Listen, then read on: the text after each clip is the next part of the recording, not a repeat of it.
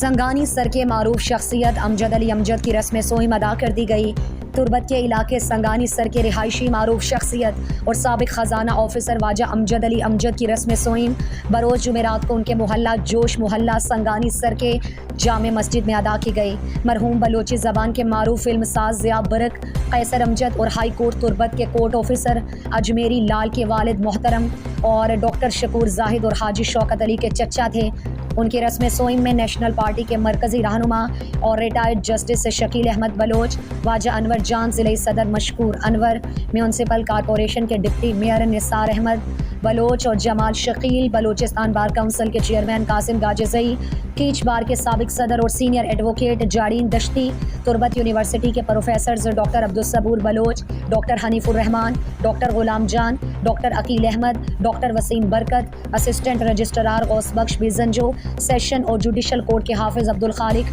پرویز احمد سمیت جوڈیشل اور session court, high court Turbat staff, وکلاء برادری جی ٹی اے کیچ کے صدر عبید اللہ بولیدی اور دیگر رہنما اور محکمہ تعلیم سمیت دیگر محکموں کے افسران، chief officer Pasni, Zikri community Pasni کے واجہ لیاقت بلوچ یوسف، انجمن تاجران کے غلام اعظم دشتی یوسف جان، حنیف لال، Muhammad Anwar, Akhtar Ali QESCO, Benazir income support programme project کے اسسٹنٹ ڈائریکٹر جورک بلوچ، محکمہ سوشل ویلفیئر گوادر کے ڈپٹی ڈائریکٹر قدیر لقمان، سدھیر لقمان اور دیگر engineer Waheed Murad, Naeem Wahid, doctor Asif Baloch, sports officer Habib Dashti اور دیگر مختلف شعبوں سے منسلک لوگوں نے